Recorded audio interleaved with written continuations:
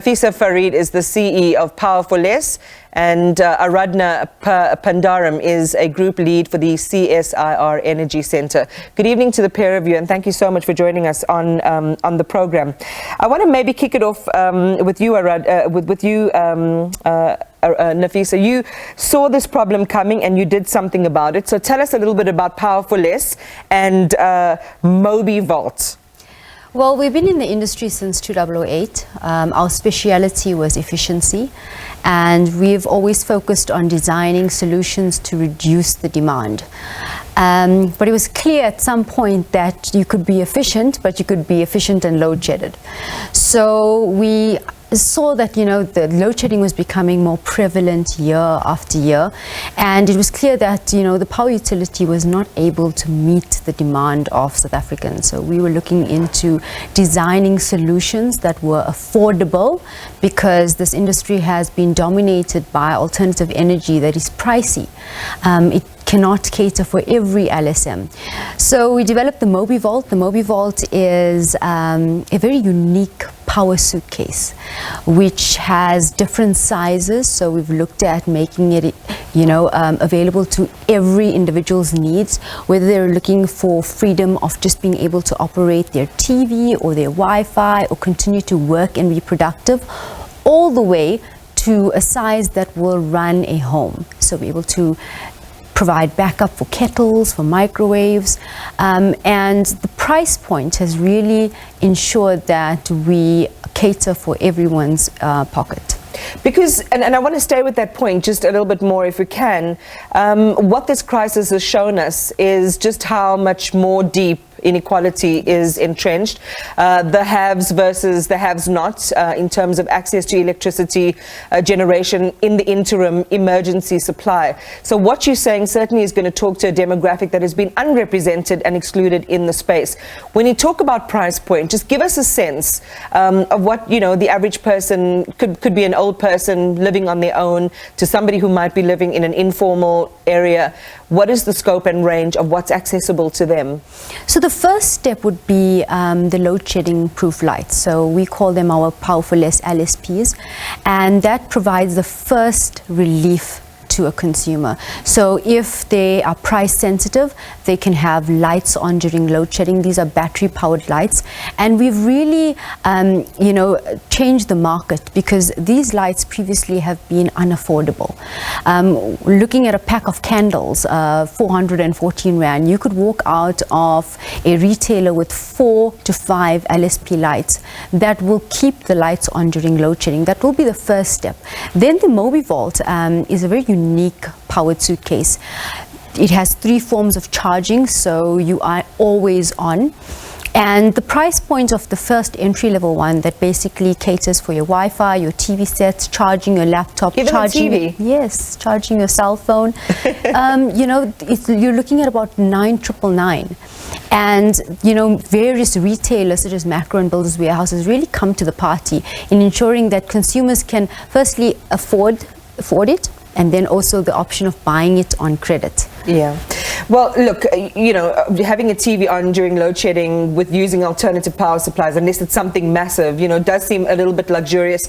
And I want to come back, though, just to other innovations in the space and the team that you're working with. I think on the battery powered lights that you were talking about, especially in winter when people are using candles, the risk of shack fires, yes, particularly for people in those sort of vulnerable environments, is high. So having an alternative like that could be a possibility, given that the infrastructure is provided. So that's another impediment I suppose we have to get over. But I want to come then to you, Aradhna, and to talk about the CSIR. Now, if we look at the work that you've been doing over the last couple of years, it's really focusing on the SMME sector, particularly in the arena of alternative power solution innovation. What is that space looking like? And then share a little bit about the support that is there. Okay, so my work is focused on the just energy transition, and we are specifically looking at how to make the energy transition just for South Africa and for the impacted people and livelihoods that are going to face this transition.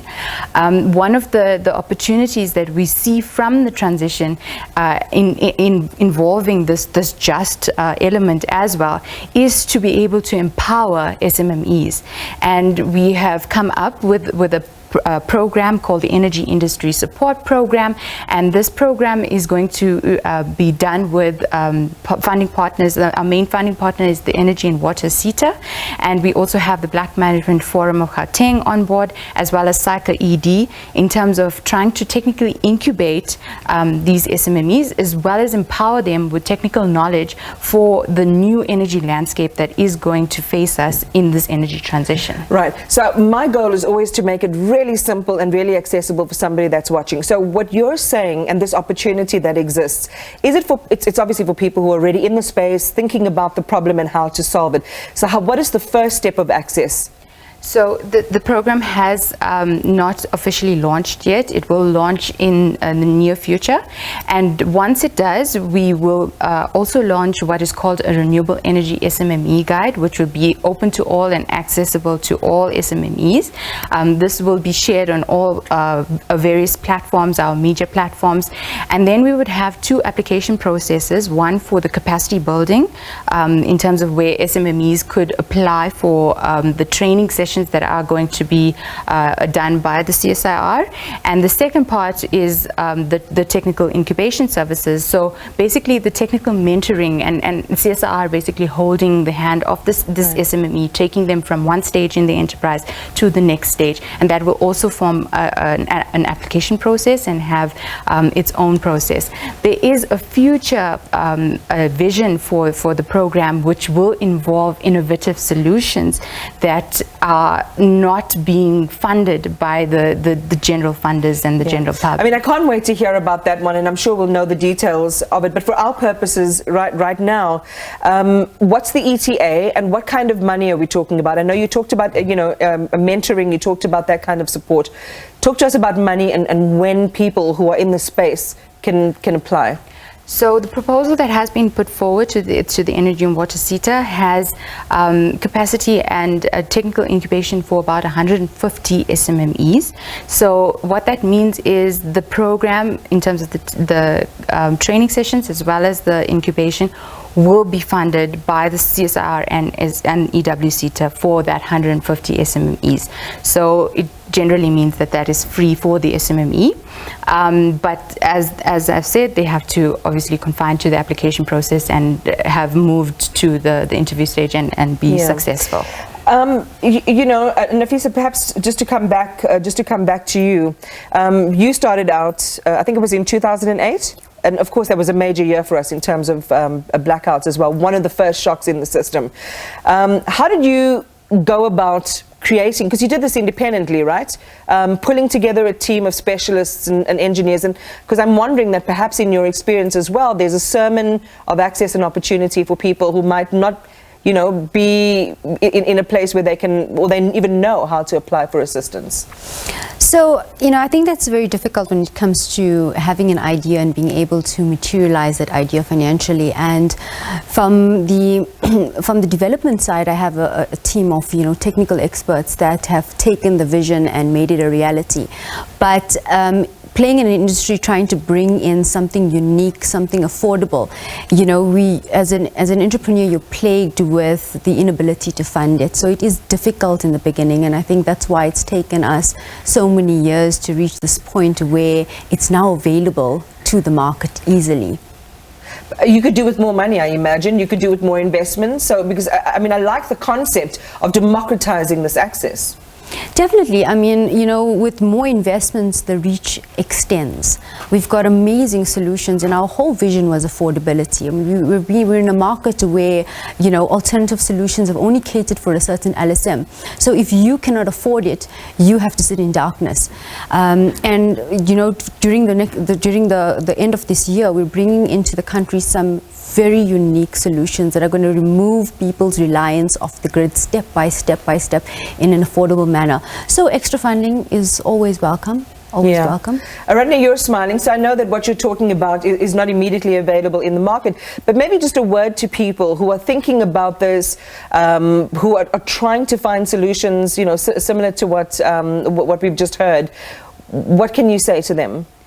So I'm hoping that this is actually a stepping stone to other funders and the government to actually bring about such opportunities for SMMEs. It's not the CSIR's main mandate to, you know, provide this program, but I'm hoping that, you know, other funding bodies actually see the opportunity and actually take advantage and try to kind of piggyback on, you know, the kind of program that. Yeah, because we're in an unusual situation. So I think a lot of organizations have to be thinking differently, because you are the innovation hub and a lot of great work and innovation has come out of the CSIR. This is the, you know, the direction in which we have to focus our energies, so to speak. Thank you very much for joining us this evening. Appreciate your time. Nafisa Fareed, the CEO of Powerful S, and Aradhna Pandarum is group lead for the CSIR's Energy Centre.